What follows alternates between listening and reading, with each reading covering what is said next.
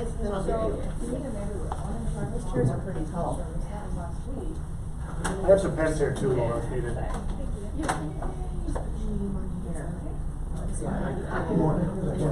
Thank you. Have things that can help you go into business. 40% of the sales that they are selling to the house. This is ready for a snack. I had 13 months, I guess. She's on her name.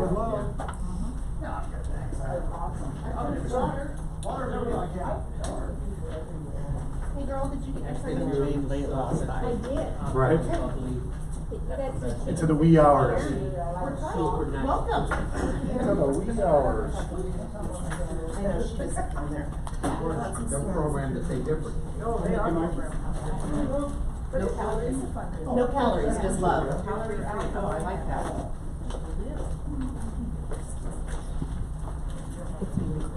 It's 4 hours going. I'm not You're crazy at recording? all. Yes. And you are? I'm Melissa. I'm sorry, Melissa. Oh, nice to meet you. I got a dad actually laying off. I went to a Oh, that's him? Or you can buy something at a garage sale. Good, I'm Counselor Pitts. I know. Yes. Kate, nice to meet you. Kate. Hey. Okay. I get that mixed up with my best girlfriend all the time. She's Kate, I'm Kate. So confused. Nice to meet you. Nice to meet you too. Do you want a handout? I think I got everything. Oh, okay, perfect. I just noticed this was the signage. Right.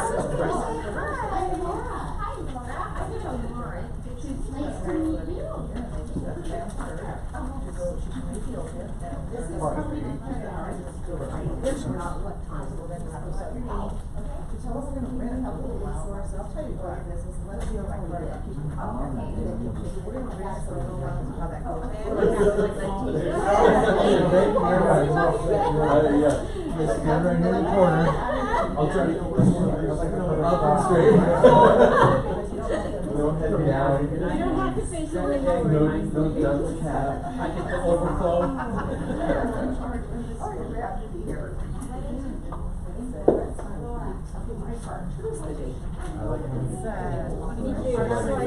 like I got here really early. I'm gonna take a call. I'm too short to get in. I like the. Well, I like the.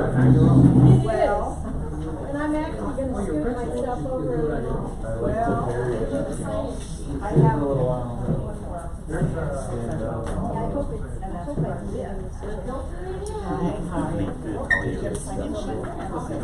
seriously. My We have mother. options. Restaurant bar kind of thing. Got a bottle of water. I have some water. There's a handout here for you. Looking down and hi. Steve, do you like a flyer of our customer? She was our cookie maker, yeah. You need the cookies? Thank you so much. Hello there. I can't stand store-bought cookies. I can't stand store-bought cookies. I'm thinking about that. It's gotta be homemade. What kind are they? I just, you know what, I was, out this morning, I came back and just had breakfast before I came, so. That's what I thought. Just a little snack. It's wonderful, it's perfect. I might take one on the way out. Oh, yes. You should. What kind? Right, anyone now? Recipes that I got probably 30 years ago, and everybody always raves about them, and so I just always, they're my great fallback go-to. Yes. I know the recipe by heart. Oh. It's one of those. Yes. I don't even need to think twice about it. Oh.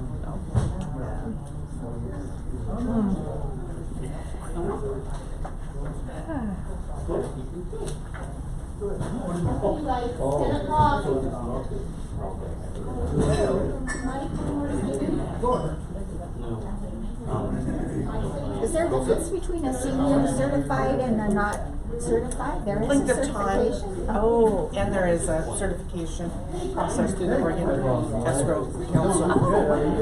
So it's not a state license, but it's a group that you It's join. a higher level of Correct. education. You have to have so many years to be a senior, which is, I believe, 10 minimum of closing. They're closing actually closing. Oh, are there some that don't close, or is that the escrow assistant? Well, you have escrow assistant, then you have an escrow officer who, just a regular escrow officer who's been in the business probably less than 10 years. Uh-huh. So, Oh, I see. once they get that 10 year, Oh, sure. Oh, then I they see. become, yeah. Where the sign-in is? Sign-in sheet This is, the sign-in. this is sign-in sheet. Oh, that is? That's what Oh, they give that's you. what Did you get one of I those? do have it, okay. Perfect, good. Great.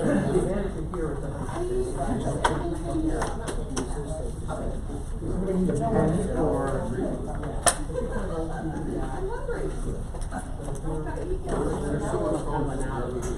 Guys ready? I think so, everybody get one of those sign-ins? Good You ready to go? morning. Did everybody get a sign-in sheet? Okay, just make sure we get those at the end of the class. We want to start off by thanking the Office of Moore Realty today for letting Stuart Title come in and do the presentation on how to read a title report with our wonderful speaker, Catherine Claiborne with Stuart Title. My name's Laura Stein, and I'm a business development officer on the east side, and this is Mike McCafferty from the west side of Stuart Title. So we're excited to be in front of you today, bring things of value, and help you increase your business. There's no stupid questions, so let's make it interactive and fun. And thank you again for those homemade cookies. You're welcome. Wonderful. My pleasure. Anything, Mike? Nope, yeah, just Mike Cafferty with Stuart Title. Been with Stuart Title now for 5 years. So yeah, if you need any help with marketing or any of that type of stuff, let me know. That's kind of my specialty. So do a lot of different things. So whether it be social media, online, or if you're just kind of knocking and walking person, let me know. It can help. I have tons of strategies that I love to share. Doing this 5 years, I get super excited about marketing. It just never gets old. So if you're looking to, looking to increase your business a little bit or just wanting some help, let me know. Happy to help. And I think my information is actually on the bottom here. My phone number is anyways. My email address is not. But yeah, just let me know. I'm happy to get back in touch with you. That's what these boards are for. Just in case there's something you want help with, we can get in touch. I'd like to give a testimonial for Mike. He used to work with RMLS, and Stuart Title is very blessed to have him as part of our team. And I would recommend that you add him to your contacts and utilize him for those one-on-one question answers. No questions are stupid with him. He makes you feel like you can do it. So See, I don't make you feel stupid. Yeah. But he'll put you in the right direction quicker than waiting. So That's right. without further ado, we'd like to introduce you to our speaker. We'll take it away. Thank you. Okay, thank you. Hi everybody, welcome. I'm Catherine, and I've been with Stuart now for 21 days. I only have 21 days of experience, so I'm going to be faking my way through this. No, I'm teasing. I'm used to sitting in front of a group of buyers, sellers, agents, and mortgage brokers, lenders, explaining the closing process. So this group here is a little larger than what I'm used to, so bear with me. This might be vodka. So if I fumble, please forgive me. No, I'm just teasing. This is actually water. I've been closing for, I'm not going to give you the exact amount of years, but let's just say it's been the career since I was 18 years old. So 3 years. Thank you. And the first thing that we're going to start about is the escrow basics of what is title insurance. Now, how many of you have been in the business for a long time? So you guys already know. So this is all a refresher course for most of you then. So basically the title report is what we call, besides the earnest money agreement, our Bible. This is what we pay attention to in escrow. It is a report that shows who the owner is and what everything is that's been recorded against that property. It protects the buyer in the event that somebody makes a claim against the property. Buyers a lot of times don't understand this. They just know, oh, it's a report on the property. They don't know once the transaction is closed, they're gonna get this policy in the mail. They're going, what's this for? In closing, I tell them, if somebody comes and knocks on your door 2 years after you've purchased this house, hey, this is supposed to be my house. My father left it to me when he passed away, and I just found out he passed away. That is a panic call that the buyer gets, or the homeowner gets. So they call up title insurance and say, hey, you guys insured me that I owned this property. Title insurance then steps in and resolves the situation. Odds are they're gonna be, if they've missed that this property should have gone to this person that's making the claim, that's where the title insurance has to come through and pay. That's the loss. Same thing with a lender. So the seller pays for that, ensuring the buyer that they now own the property. That's in your purchase and sales agreement that the seller's paying for. So buyer, you're getting a policy just for buying the house. Now the buyers are going, but why am I paying for title insurance? They'll see it on their closing statement, and the lender will disclose it. If the seller is paying for this, Oh my gosh. well, that's true, but your lender, they're lending you a large chunk of money. The lender is saying, we want to be insured that we're in first lien position. Okay? So you have to pay that premium to your lender. Now, if a buyer's paying all cash, they don't have to pay for any title insurance whatsoever. Something else that is important to note is that the title insurance premium is a one-time only premium.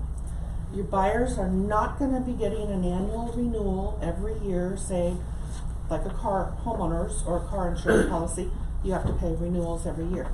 Title insurance is not like that. One-time only premium, and they're done.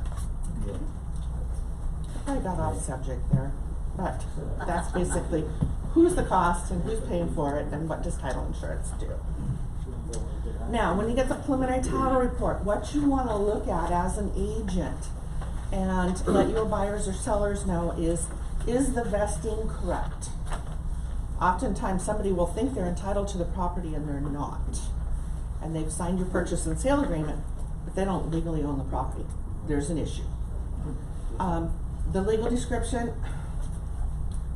a lot of people don't pay attention to it, but let's say you're selling a house in a subdivision.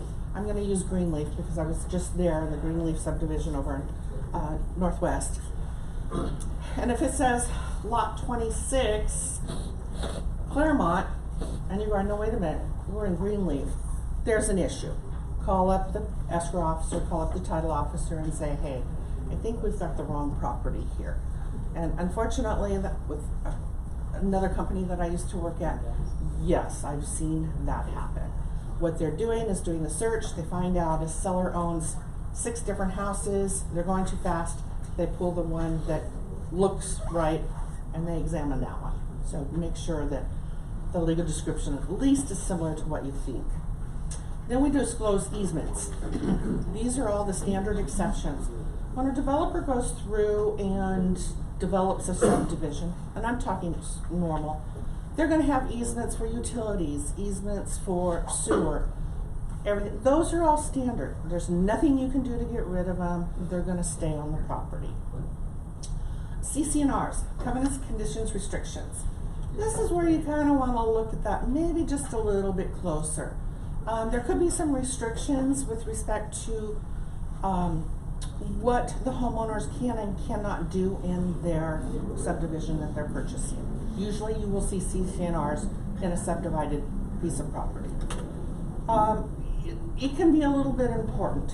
I just used the example of Claremont. Claremont is out at the golf course off of Sunset Highway. I think that you all probably know that. The CC&Rs in there are very rigid. They're not allowed to leave their cars out in their driveways overnight. They have to park their car inside the garage. They can only have their garbage cans out for a certain length of time. So it's very, very particular, and it's important that your buyers understand because they're taking the property when they're purchasing it. subject to those exclusions. So they can come in, they're parking their car outside on the garage and they're mad because they're getting fined for leaving it. And they're going, we didn't know this. It is spelled out in the CC&Rs what those rules are. So it is important that your buyer get a copy of them. The last one, liens, loans, and judgments. Typically, you're going to see one mortgage. Typically, you may see a judgment against a name similar to Don Adams. Popular name, lots of Don Adams out there. Don Adams fills out a little form, we'll request it from him, and he can be a little upset, going, I don't have any judgments against me, I'm fine. Okay, we know you're fine, but we just need to just verify, because there are people that are named Don Jones out there that aren't.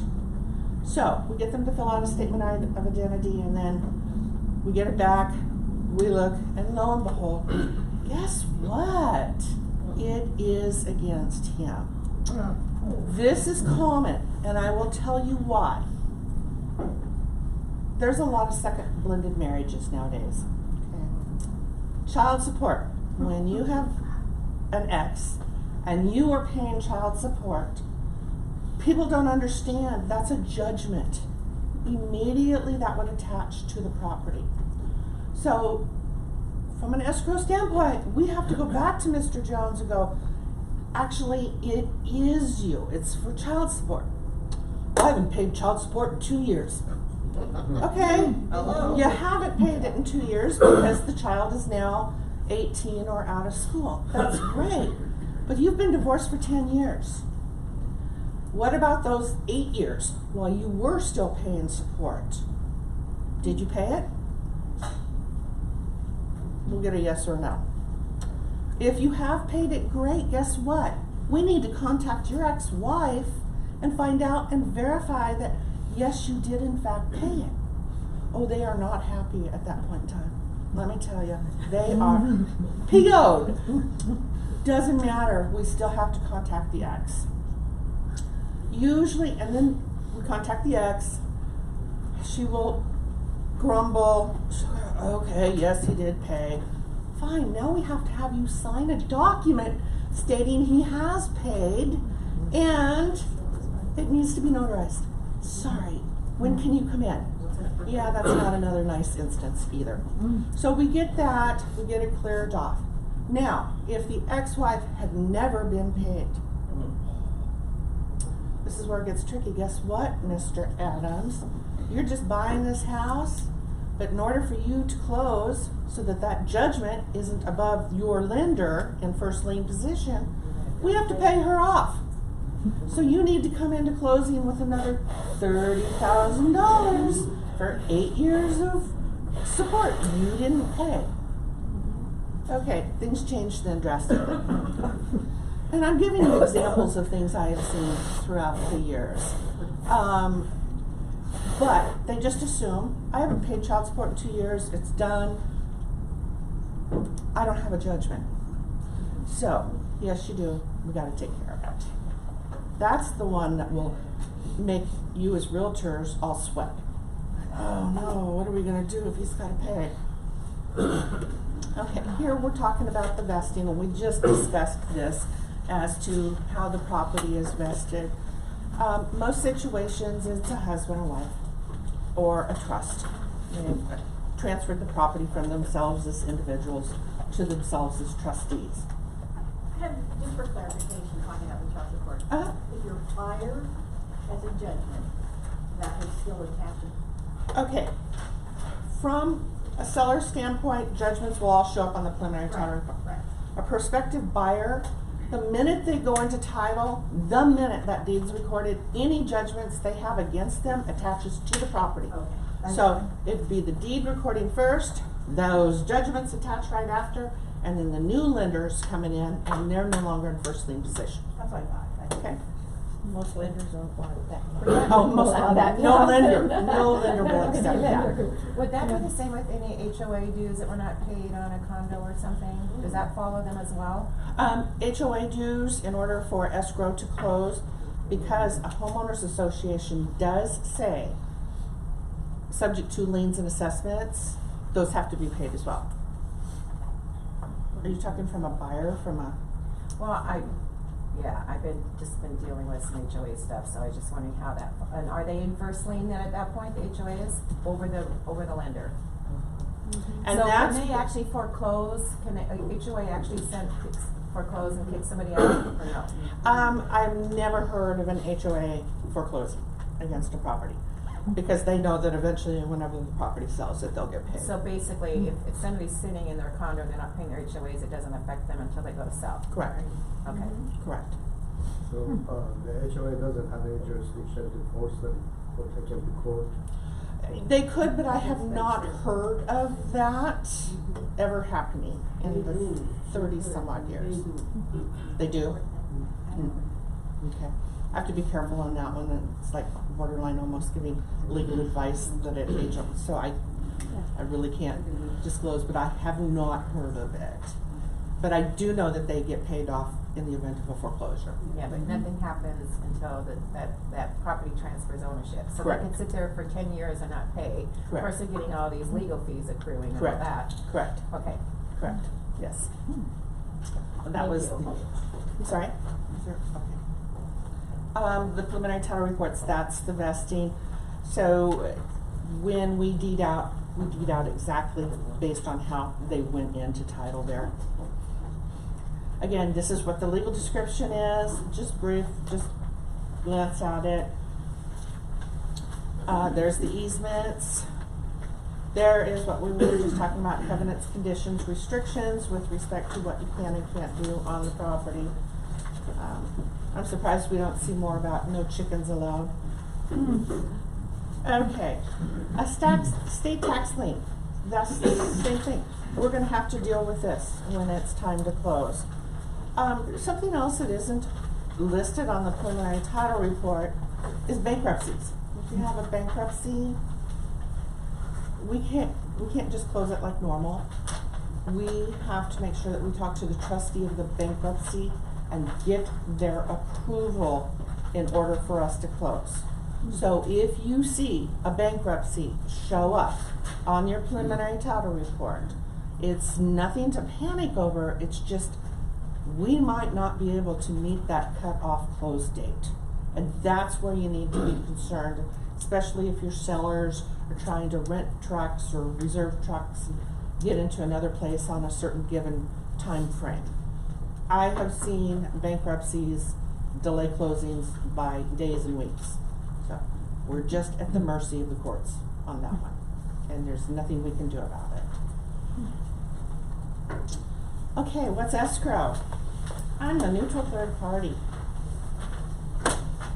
I do not handle any disputes between buyers and sellers or agents and mortgage lenders. One party tells me one thing, the other party tells me one thing. If they're both in agreement, great, we can close.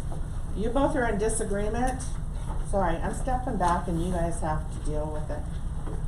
One of the most interesting issues that I've ever seen in escrow is buyer and sellers have closed, they've signed. And you guys have gotten your checks. Sellers are moving out, buyers are moving in, and there's a cat left on the property. A cat? A cat. Seriously, I have seen this several times. You can't call me up to come get rid of the cat. I already have a mean and nasty cat. I don't need another one. So, guess who they're going to be calling? The agent. Oh, we know, of course. Of course. Okay. So, that is your job description, not mine. So, just telling you, things like that happen all the time. We don't get involved. So, if it is not in the property disclosure. Yeah. I saw a dog. I've seen more cats left behind, but I did have seen a dog before. Where, but it was for the best for everybody. The sellers loved this dog, but they were moving from the country to townhouse living. The buyers buying it fell in love with the dog when they saw the property. The sellers knew that it wasn't fair to take a dog to a townhouse environment. And so they actually wrote it in the sales agreement that the dog was to be included in with the transaction. So it ended up being a happy for everybody, That's but great. yeah, you see some interesting things from my desk. Next time. No. It's not our job after closing either, it's between. No, but you guys get those calls. Okay. When Yes. when a seller leaves a dumpster full of garbage in a garage with no dumpster there, everybody's still calling you. So yeah, I don't know how you guys do your job. Next time when you come across of a case like this, that the owner leave the cat behind, would you call me please? Because Okay. my wife is a cat lover.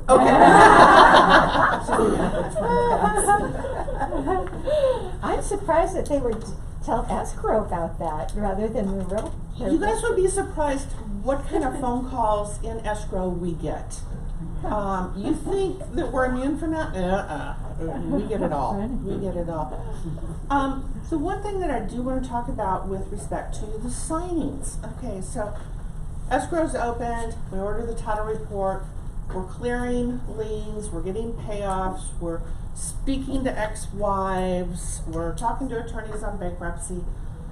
We're getting everything ready for closing. The lender's loan documents come in.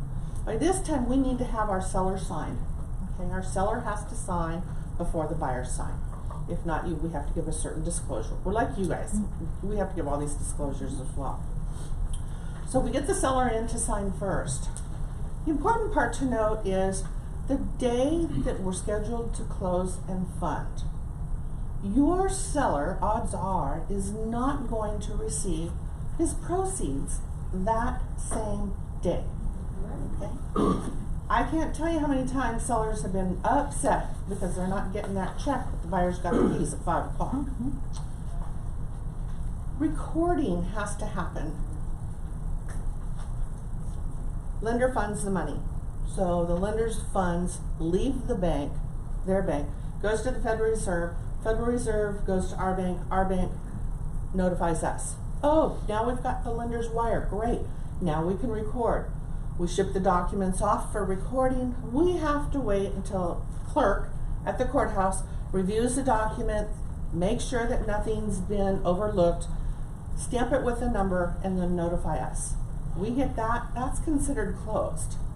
In order for us to get everything dispersed out of our file and wires out, we need that all to happen by 1 o'clock. Odds are it's not going to happen by 1 o'clock. So, even though it's recorded and it's closed, funds have not been able to hit the seller's account. I, in my closings with my sellers, tell them that. Don't expect your money that same day. If you want to come in and pick up a check, we can have a check for you. But most people don't want a $200,000 check. They'd rather have it wired. We're going to talk about wires too. So, if they know this ahead of time, they're happy. If they don't get their money and they haven't been told by the 5 o'clock that day, they're upset. And they're calling you, and you guys are going, what? You can't get a hold of your escrow officer because she's in her 4 o'clock signing. But something just to remember, it's recorded, it's closed, funds to wire out, 1 o'clock deadline. Question. Why do sellers sign first? You know, it didn't used to be that way. When TRID rules came into effect, the federal government got involved and said we want sellers to sign first. Well, it kind of makes sense, because at that point, if the buyer signs first, there's really 2 owners of that property. No, because they're not an owner until it's recorded. Gotcha, okay. But if the seller hasn't signed, it's not technically property to buy. Correct. So that's what escrow is. I'm neutral. I cannot legally close that transaction until I am in compliance with all parties. That means seller has to sign the deed and the instructions telling me it's okay to use it when I have for his account the funds. Buyer signed in the same set of instructions. His portion says the opposite. He's giving me money. He's giving me his signatures to the loan documents, and I'm allowed to use his proceeds when I have for his account the deed putting him in title. So they both have to sign, same instructions. That's all it is. One never signs, I can never do anything. Speaking of recording, I'm kind of going how I explain documents to buyers and sellers and closings. The minute that deed's recorded, it's public record. That's how title companies find out when they can prepare the title report. There are people who sit at the courthouse every single day and take down who all the new owners are. It's public record. They then sell them, mass marketing. Your buyers end up getting garbage mail and some nice coupons within a week. And they're wondering, where did this come from? How did they know it happened so fast? That's where it happens. I tell the buyers in closings, your realtor doesn't sell your name to anybody. Your lender doesn't sell your name to anybody. We don't. We all have privacy rules we have to adhere to. One of the items that your buyer is going to get is an official looking letter from, looks like a governmental agency. And it says you need to pay $87 for the copy of the deed, the tax bill, miscellaneous documents. It looks official, guys. I've seen it. And buyers call up and go, what is this? Do we have to pay this? It's a scam. It says on it in fine print, this is a solicitation only, difficult to find. So I make sure that I tell every single one of your buyers when they're in signing, when I point out the deed to them, what's going to happen. And I also tell them, if you have any questions, if you get anybody asking for any money after this transaction's closed, you call escrow, call your realtor, because I know that you guys want those phone calls from them. You want one other step. And that's what my goal is as an escrow officer, is to help you retain, because once your transaction is closed, you're probably not seeing them again. You've kind of no longer have that contact with them. So I know every time you can have a reason to contact somebody, it just reinforces your relationship with them. So I will say, why don't you chat with your agent? That'll work. And they'll call you. Another thing in signing is mortgage insurance. Okay. As you all know, not everybody has the luxury of putting 20% down. Most people can afford 5-10%. So mortgage insurance is required. I am talking about something different than FHA loans here, okay? I'm talking conventional loans. So your buyer has a mortgage insurance MIP premium added to their monthly payment of, let's say, $150. That's a lot of money for $200. If I notice that in the signing that they have a pretty hefty mortgage insurance premium, you're there in my signing, be prepared for what I'm going to say. I'm going to tell the buyer, I want you to do this. I want you to put it in your calendar, your phone right now. In 2 years from today, or actually 2 years from your first monthly payment, I want you to call your agent. I want you to call Joe. I'm going to give him your name right there in front of you. And you may panic for a second, but don't, because I'm going to tell him, ask Joe to give you a CMA. Don't call your lender automatically and request that mortgage insurance be removed. They're going to require an appraisal. How much are appraisals going for today? 700. 800, that's what I'm hearing, okay. You don't want your buyer to spend $800 to only come up short and can't get rid of that mortgage insurance premium. So, it's another way for you to have contact with them, do a CMA. Maybe they don't really want to pay and get an appraisal, maybe they want to move. After all, there's another way to stay in contact with them and get another transaction from them. So I do put you on the spot, but I'm putting you on the spot for a reason, okay? So I expect a call 2 years after they have closed. I'm hoping that they'll call. So, does anybody have a problem with that? I've never asked. No, that's a good thing. Sorry, I don't understand. So, Okay. 2 years after it closes, you're telling them to call their agent to do a comparative market analysis. Right. Because that will get rid of. Then what they know is that the odds are they have 20% equity. Then they can request from the lender what it would take to get rid of mortgage insurance. Okay. Most lenders require 2 years of monthly payments and a good payment history, meaning they can never have been late, and then they have to require that you have the equity. And in order to justify you've got the equity, they're going to require an appraisal. And you don't want your buyer to pay for an appraisal if the money's not going to, if the value is not going to be there, the equity. I have been there a few times, and some lenders require a refinance. Yes. I'm not going to remove that mortgage insurance just by itself, because you have 20 or 25 or 30% equity. You have to refinance in order to get rid of that, and that's costly. I'm going to, What, I'm sorry, go ahead, tell us. I would escalate that question. That's just me. I have done this personally myself, requested the lender to remove mortgage insurance. You had a There very are- good lender, you had a very good lender. There are actually disclosures now that are being presented to your buyers stating what the requirements are. And so if they hit those requirements, they shouldn't have to refinance. So, Only conventional loan or FHA too? FHA is totally different, and I'm not even gonna go into that because, yeah, it's gonna stay. It's gonna stay. You have to refinance out of an FHA loan. If it's an FHA loan, yes, you do have to refinance to get rid of mortgage insurance.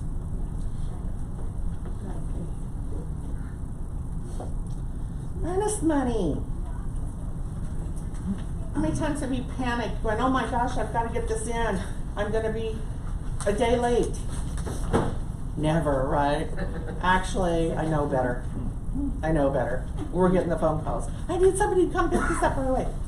We, at Stewart Title, and I believe we're the only title company offering this, we have a way that you can be sitting at your table with your buyers.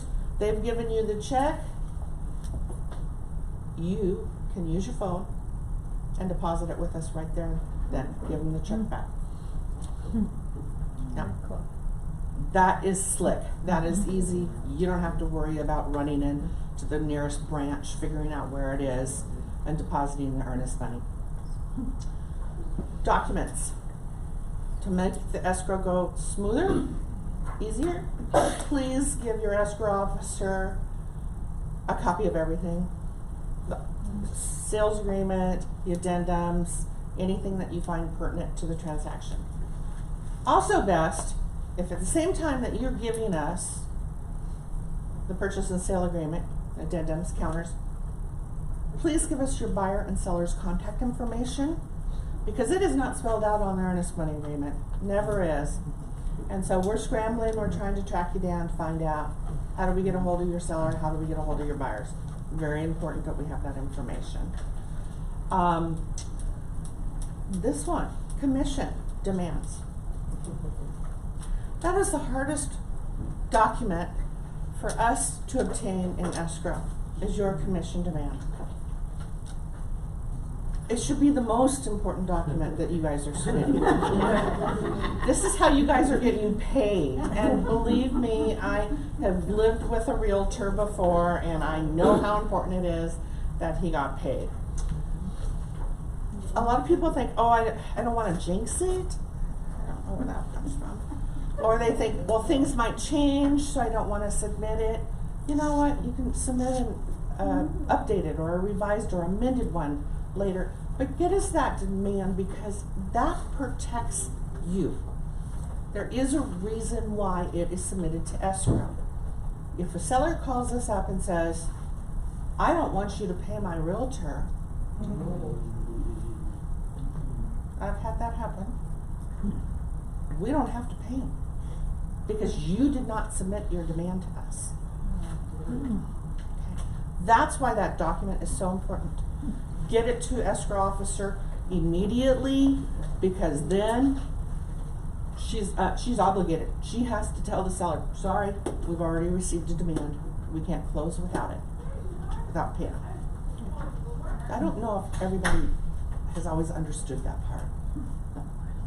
So you would not honor a demand that came in after a seller had called you and said, don't pay my realtor? We get our legal department Yeah, right. involved then.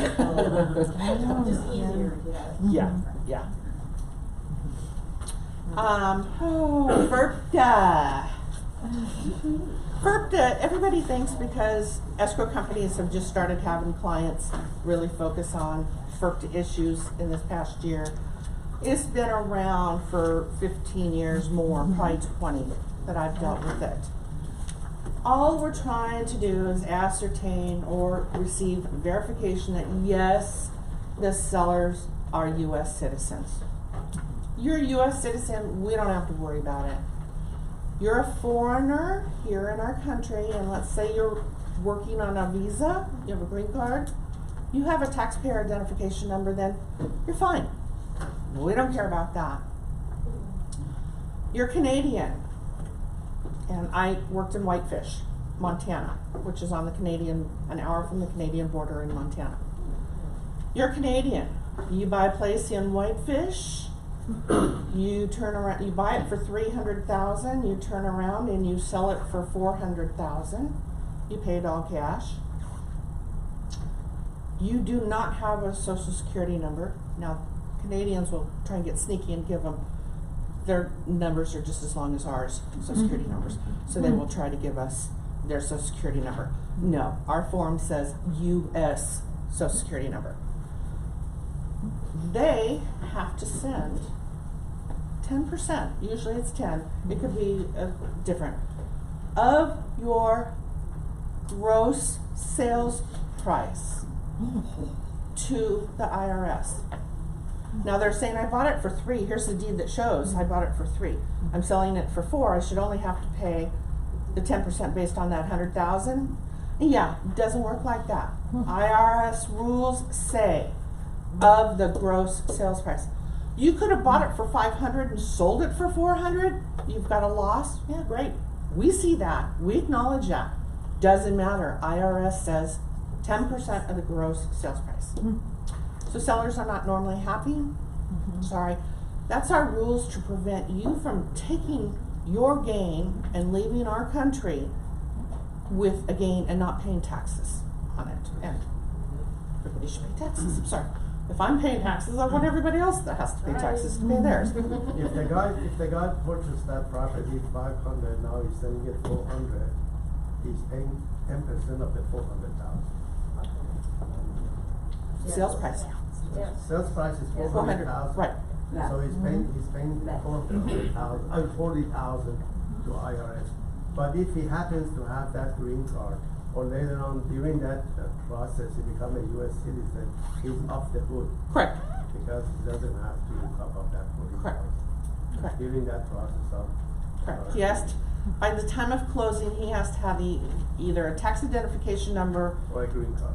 or social. If you have a green card, you're going to have a taxpayer identification number assigned at the same time. They happen at the same time. Or a social security number. And without it, then they've got to get a hold of a tax. Without it, Right away. instead of going to Canada, he has to go to Mexico. Yeah. The Caribbean, Grand Caymans. So, if someone from foreign country asks a broker to purchase a house or to look for a house, should we discourage him since this? No. Not at all. And this is what, when I had my closings with my Canadian purchasers in Montana, I would tell the purchasers ahead of time, as they're in front of me signing documents, I'm going to forewarn you. Go and get a taxpayer identification now. Apply for it. Because if you don't, when you turn around and sell this, we have to send an automatic 10%. So that's what I tell the foreign purchasers. Beware that this will happen when you sell. And I make sure that they really understand the implication. You don't want to be sending $100,000 to the IRS and wait for it to come back. But is a tax ID, when you apply for tax ID, usually require you either have social security or something. Or anybody can apply for it. Anybody can apply for taxpayer identification. But it says black and white, you have to be a US citizen or permanent resident. Right, and So so I- I'm I not would- sure what it takes to get all that. We I don't do get know. involved with that, okay. Because having, having a tax identification number is different than being a US citizen or Correct. permanent resident. Correct, correct. But from what the IRS rules are, so long as you have a taxpayer identification number, which I know is different than a social security number, we can still close. An example of that, he knows, I do know. When I came to this country, Abraham Lincoln was president. And I got, And I was born when Washington was president. I got the social security card because I was attending college. That was a requirement, but I was not a US citizen. Correct. But when Teddy Roosevelt became president, then I became a US citizen. And so we wouldn't have to deal with FERPTA with you. No. Okay, and there's what the requirements How are. does the buyer ensure the withholding is done? Okay, good point. Thank you for bringing that up. Okay, thank you for bringing that up. This is why we do our due diligence, making sure that the seller is a US citizen or has a taxpayer identification number. If we didn't, and let's assume that he's Canadian and he sold it for $500,000, let's say he's supposed to pay $50,000, but he doesn't. He takes that $50,000, he goes back to Canada. So he's in Montreal. IRS finds out that, hey, and I don't know how they find this out, but they find out that this property was owned by a Canadian or a foreign citizen. They sold it, so we need our taxes off that sale. Well, we're gonna go to the buyer and get it. The buyer is the one that is responsible for paying it.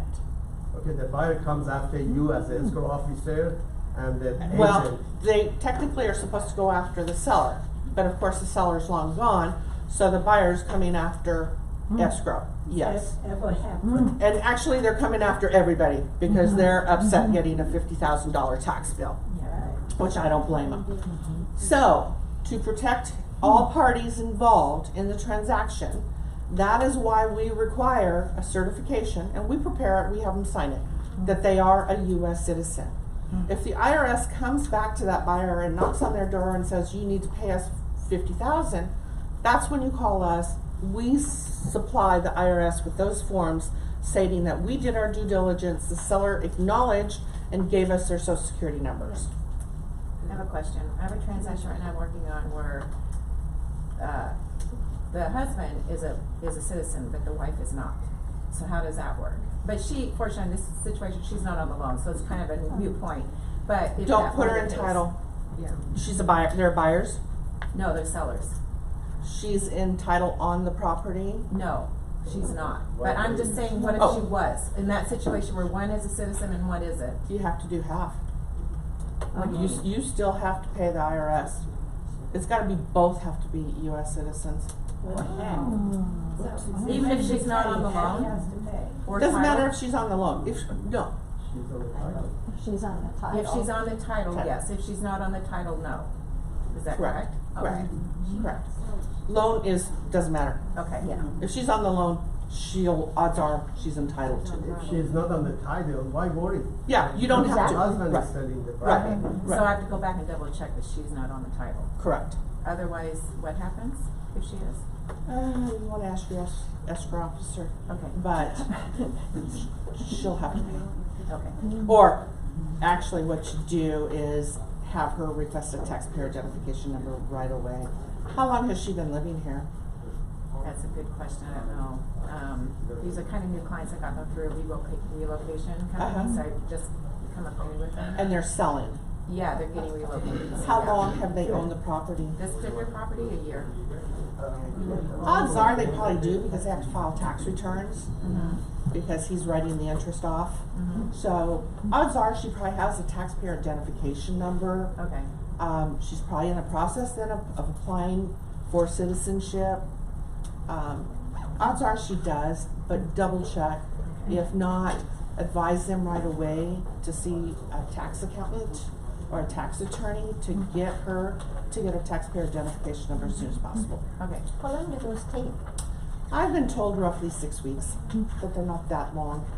Just to follow on, because let's say you did your due diligence, you know, you showed the IRS that, yeah, we had all this, but it's fraud, the guy's gone.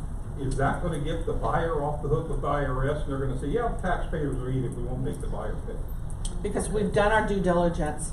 We We're dealing with the IRS. Yeah. But that's what their rules are, is they have to certify that they're citizens. If there's fraud, it's like wire fraud too. I mean, there are things that happen that they're not gonna hold. But anyway, with respect to that in particular, Thank you. they want to see the social security number that was signed.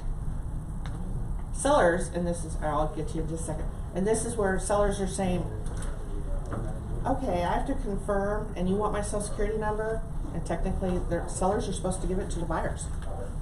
Sellers going, I don't want my buyer to have my social security number. I certainly wouldn't want to give my buyer my social security number. Buyer's sitting there going, I don't want to close unless I have your social security number. Okay, so here you're at the catch-22. This is why you have escrow. Seller will give it to escrow and say, okay, you can hold it, don't release it to them, but you can hold it. And buyer's sitting there saying to us, okay, so long as I know that you're holding it and you have it in your files, I'm good with closing. Because if I get this call from the IRS, I'm gonna be coming to you. That's So the certificate of substitute, is that correct? Is that the term? Okay, so I wanna go to, for example, only with the buyer's side, so we've got buyers, he's employed, has his, whatever, social security number. But she is not, so you're saying don't put her on the title? I'm sorry, what was the question? I did not hear the question. She wants to know, it's in the situation where a husband and wife are purchasing a piece of property. He's a US citizen, has social security number. She is not. Should they put her in title or not? She's not on the loan. And she's not on the loan?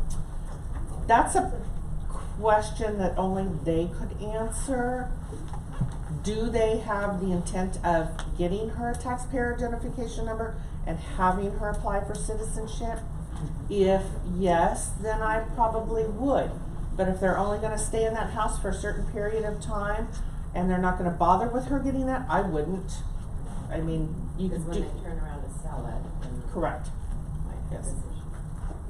But wouldn't you actually, in that case, refer them to an attorney? Yes, I would. Exactly. If they were asking me that specifically, I'd be going, you know, I know what the FERPTA issues are. This is what I would say. If you're not a US citizen and you're entitled, even if you just meant it in case something happened, we still have to send it. So I'm not gonna advise you if you should go in or not into title. But I would suggest you see an attorney. Okay, what's next here? And this is just talking about the foreign status. We cannot determine the citizenship of them. We require their signatures on the forms. Again, another US tax. This is the certification that we receive from them. Okay, another one that is perplexing is you have an out-of-state seller. Let's say they live in California, they've owned property up here, and then they got transferred and decided, oh, we're gonna go ahead and stay in California, so we're gonna sell our Oregon house. Guess what? State of Oregon wants their share of the net proceeds. Yeah. Go Ducks. So again, we have to get certification from our sellers. If not, they have to fill out the form so that we know how much to send to the state of Oregon. And we cannot close without that. Everybody's always holding their hands out. And I can't tell you how many times, the form is actually kind of, I say kind of easy, but it's, you gotta know what your base price was. and you've gotta know what your improvements were to be able to accurately, this next one, right there, fill out. You can see at the bottom line, it's gonna show what the or what the state of Oregon is owed. Does it include things like cost of sale, like closing costs and that kind of stuff? And so oftentimes too, we as the escrow officer have to get that settlement statement prepared as soon as possible. That's why we need your commission to hands, so that we can get this form out to the seller so that they can use it to fill out this form. And most sellers, and I recommend that they do that, please go see your tax accountant, whoever prepares your taxes, have them prepare this form for you. They can probably do it in about 15 minutes. Okay, what time is it? Are we at? Yes. Penny Hill. Oh, okay, perfect. Can you explain to me the 3-day, closing? Can you explain that right again? Okay. The closing disclosure, correct? Okay. The closing disclosure is a form that the lender's required to prepare and send out to their client. What's weird is that escrow is not required to prepare the buyer's closing disclosure. We don't prepare them. Those are prepared only by the lender. We prepare the seller's closing disclosure.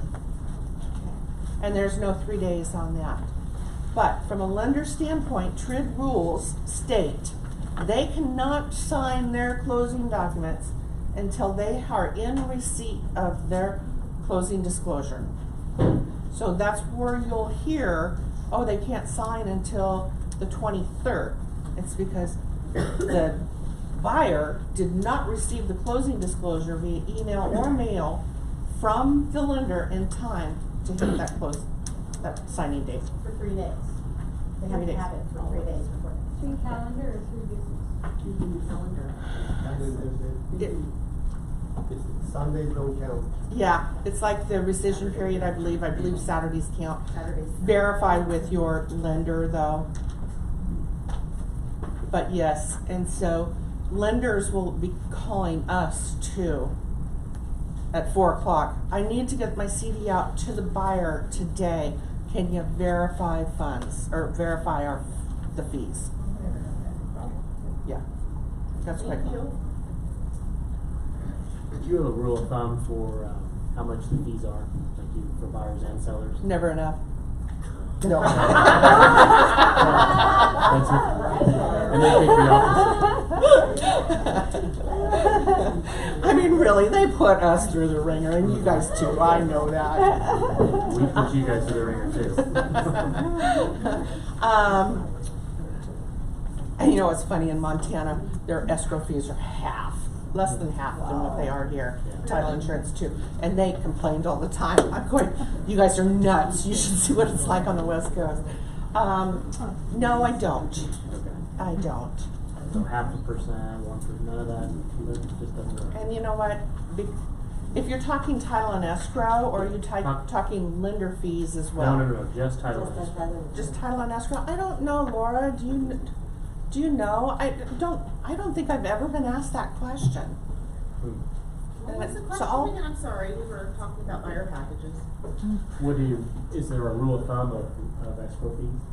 When I'm working on a net sheet, I gotta put There's a something- state minimum that we file with the state, and so that's. Well, what there's we a minimum start. for an escrow fee of sorry, I had to have my vodka. Sure. So they can increase. $1,000 base plus $1 per thousand of whatever the sales price. So if you have a 500,000 sales price, it's a $1,500 escrow fee, and that's split 50-50. So that part. The rest, title insurance premiums, they're all state mandated. Right. You know, we have to file if we were to do an increase.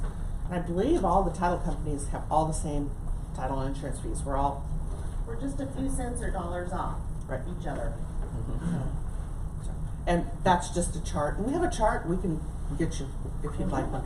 But I believe, does Stuart, I'm sorry, I've only been here 21 days at Stuart.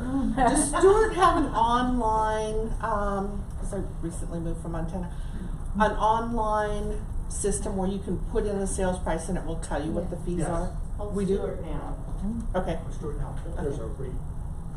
okay. And they're easy. It just asks you for the closing date, and then it will give you everything. So like with the Zocum app, that you can go to your iPhone store and upload the Zocum for your customer deposits, you can go to the App Store and upload the Stewart Now app and have access to that. So, we can help you with that. I don't know if it works for Android. One more. Yes, it does. One more For Android thing. friends, it does work for that. After your closing, when we're done and I'm giving copies back to your buyers, this just saved a transaction a week ago. I tell them, okay, you're done here signing with me, but you are not done. The transaction hasn't recorded, it hasn't funded. I do not want you to run out and go buy a brand new car this weekend. I don't want you to go and buy $5,000 worth of furniture this weekend. I don't want you to go back to your job this afternoon and give notice because you can't stand your boss. I don't care how much you don't like him. Do not give notice. Because if the lender's not funding until Tuesday, get ready to fund Tuesday morning, they will call your employer for a last minute verification check to make sure you're still working there. They will pull your credit report, a soft pull, to make sure you haven't gone and bought anything this weekend. I just had a transaction getting ready to close, and I said that to him, and he goes, I was going to go buy a new car this weekend. No.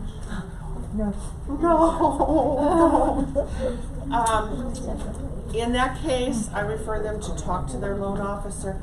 His wife had been in a car accident just that week. They needed to go and purchase a new car. He was a doctor, everything was okay. But half the time, people don't know. When they're done signing, they think they're done. And they can go out, and I've seen transactions get delayed and declined because of that. And they can rent a car for a week. Right. Buying something. I saw a young couple that had to return a whole house full of new furniture. I saw a couple get declined because she worked and she gave notice that afternoon when she went back, saying she was giving her 2-week notice to quit. When the lender called, he said, well, yeah, she still works here, but she's given notice. That lender declined the loan. They said, nope, we're not gonna lend it to you. We needed her income for qualifying. So that's why I always take that one extra step. It's just a quick, don't do anything. You can buy a cheap bottle of champagne, but don't go buy Dom Perignon, not if you have to put it in your credit card. I once had a client who was buying a house and she was a contract worker. And in the middle of the transaction, she accepted a permanent position with the same company, same job, that the lender linked up with them, and she had to reapply. Also, She could make more money, actually, I think. okay, and I've seen this happen too, where let's say a buyer is making $50,000 a year, they've received a job offer, they even have an offer letter for $100,000 at another company. Who's going to turn that down? The lender still isn't going to just automatically go, oh, this is great. The lender's going to go, okay, that's great, but we need to see 2 paychecks. So a full month's worth of employment before we can grant you the loan. So your scheduled closing for September 4th is now being delayed till October 10th, somewhere in there, because how long does it take before you finally get that second pay period, paid check in your hand? And the lender wants to see that. They want to make sure that it's not somebody giving a bogus letter. Okay. So, and I always call the underwriters God. They kind of rule the transaction. We have to make sure God approves it. Anything else? If we have any questions, can we call you directly from the number on your handout? No. Of course you can. 21 days. I'm happy to answer any questions. No. I feel like that. What commercial is it? I've seen it, I've done it. Been there. Been there, farmers. Farmers, yeah. I could tell you some horror stories. Wouldn't she be fun to go to lunch with? I had a couple that were. She would. I had a buyer, young couple, no, not young, middle-aged, coming in to buy a house together. So they were engaged. They're sitting at the closing table. Everything's going smooth, lovey-dovey, and we get to the also known as affidavit. You guys have seen that. Mm-hmm. This is, you're also known as Jane Doe, Jane Smith, Jane Ivers. Okay? So they go to sign it. Each one has their own, and he glances over at hers and goes, "What's that?" She goes, "Oh, nothing." He goes, "No, what's that?" And she's trying to pull the document away so he can't see it. And she goes, "It's not, we'll talk about it later." And he goes, "No, what is it?" Silence. And the room got 20 degrees colder. I swear to God.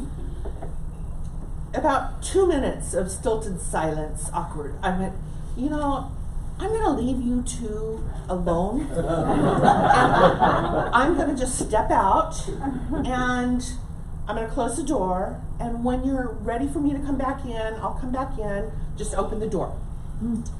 So I go back into my office, and the realtor wasn't here at this closing. And I'm sweating, going, "What the hell?" Sorry. And next thing I know, I hear the door slam open, and he comes out barreling, and he's going right by my office, and as he's going, he hesitates just briefly with vim, shred everything I just signed, and walked out. Meanwhile, she's in there crying. I can hear her, and I'm thinking, I'm not going in there. She comes out about 3-5 minutes later, and she doesn't say a word. She just walks out. Oh. So that was one awful phone call that I had to make to a realtor, going, something just happened. I don't know what happened. I have a feeling I know what happened, but I have no confirmation. But he walked out pissed. She walked out crying. Just giving you a heads up. Well, the realtor called me back later, and the female party had said that she had been married, had confessed to him that she had been married before twice. In actuality, she had had 3 marriages and didn't tell him about the 3rd marriage. So he felt like, I can't trust you. Why am I buying a house with you? I'm not going to do it. So I have seen transactions die from things that none of us would have ever guessed. That one was a sad one. How would you like to be at closing? You know, your commission check's like right there. And then damn vows got in the way. Put divorce attorneys in your referral packet. I had a buyer buying a condo, and the seller went into a coma. Oh. It turned out okay, but we were 30 days out of contract by the time we signed. You'd have to get the HOA fee. conservatorship, yeah. You'd have to Singers today. So I let him out of the coma, and he came. Oh, okay. And it took 30 days, so we Okay. were actually 30 days out of Yeah, because you'd have to be careful from a notary standpoint with respect to signing somebody like that, notarizing their signature. They had to get a doctor's. Correct. approval. Correct. And yes, if anybody wants to have lunch and share stories, I'll be there for you. Thank you all. Thank you. Thank you. We will get these credit hour certificates out to you in the next day. 3 or so electronically, okay? If you have any questions, call Mike and There's a Laura. telephone on the table over there, so if If somebody. you don't have your phone, it's back there. Oh, it's mine. Up you go. Oh, good. Oh, Thank you. Mike, do you have Oh, another yeah, sign-in sheet? yeah. Thank you, sir. Thank you for coming, everybody. If you guys need help on that software, let me know. Oh, Mike's fine. Thank you to meet you. Nice meeting you. I'll tell you, some lenders do, but most don't. So, oh, well, yeah, they might. Yeah, farmlands are totally different ballgame for lending purposes. Yes, yes. I mean, I've looked at what's available and I've gotten them. I just wanted to say welcome. Welcome to Oregon. Yes, It's a great I used to live in Oregon. I closed subdivision and then moved to Montana with that man I was talking about. Oh, yes. And actually, he's a sweetheart. He fell in love with Montana. I got 2 job offers anyway. It's all good. That was such a nice ending. Ask my boring question. No. But, so, just emails. I'll take it. Yours is so little. So it's just Yes. Or it could be just a small little paragraph that says, like I said, a name judgment against a name similar to your father's name. And that's where the red flag language could end up being a possible judgment against I always look at these, You know what though, I will be honest with you, when I send my preliminary title reports out, I do a quick summary. Everything looks good, looks like we've got one loan, nothing else. And so, rest assured that, oh, okay, she's looked at it. I will be contacting my realtors if there's a red flag on the preliminary title report. Like, we need to check this one out. Thank you. You're welcome. Thank you. You know, what I want to add that I helped this transaction. I found it in Florida because Ron Cornell came contacted the property and therefore it was about 6%. How much? 40? Oh, 3? Oh. You know, 10% in Oregon, Florida. Oh my goodness. 30%. It's different. I know what it is. Wow. And another thing that I think so in my case, I was one who had a property, disclosure and own property. And my client the social relationship means each global counts for example, an old utility knows this, but it was 56,000 liens. He pitched to the court finally because of the if you could reverse and multiply his responsibility to go to the state and we were lucky to figure out and something that was in another state and I told them and told them that the police department can have no exist because there is this lien and it was like Oh yeah. Anytime we're dealing with liens, we gotta get it. They're done. especially after being owned. Yeah. Oh, the bank-owned ones are a total working their own. Thank you very much. You're welcome. Thanks. So I have a question. The same client that I'm doing relocating, they're moving to Arizona. So they need to fill out that mortgage tax? Okay. And why is that? Okay. So they're moved because they have been a residence. This was their personal residence. Now they're moving. They're not out of state yet, Well, they are. They've already. but they just moved, right? Right. But they've lived in the house a year. So I No. thought it was a 2-year requirement. It is a 2-year requirement, and so yes, they will have to send some money to the IRS. Although not necessarily. For a certain period of time before they Probably not. get rid of, You want to have them talk to their tax account. are listed. Because there is a spot on this form, and I'll tell you why. I'm not giving you any legal advice here, though. And I don't know where they moved from. This company's been moving them around a lot. Oh my God, I can't read this. I know, I can't either. Okay. And where do I find that? Okay. If I wanted to Google it or something, where do I find that form? Actually, give me your card, and I'll send you one. Okay. Because one of the questions asked is,